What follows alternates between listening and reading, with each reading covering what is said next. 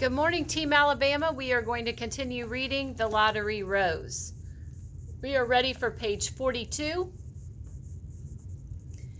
Georgie sighed deeply. He was reassured that he would be safe from Steve. He wouldn't have to be hungry or sleep in the alley. Best of all, the rose bush would have a home. But in spite of that, he felt an emptiness, a bewilderment. Bewilderment might be a great word to add to your vocab. About what was happening to him. That night he lay awake and stared into the darkness, wondering and worrying and becoming more and more afraid.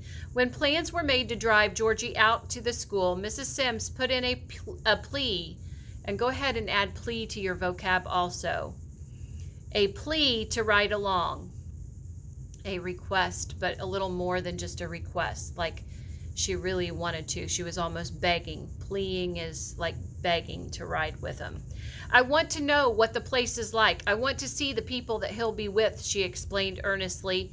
If this place won't work out for Georgie, maybe we can take him.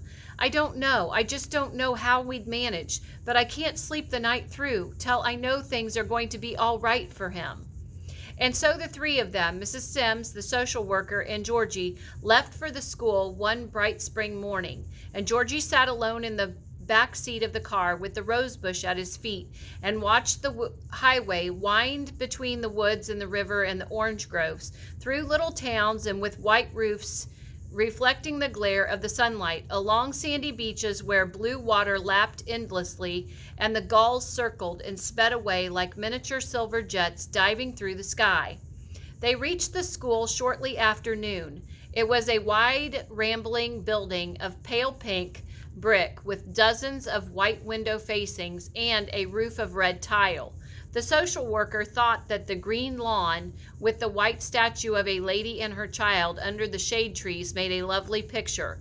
The building itself, however, she thought was very ugly, a monstrosity. Okay, add monstrosity to your vocab.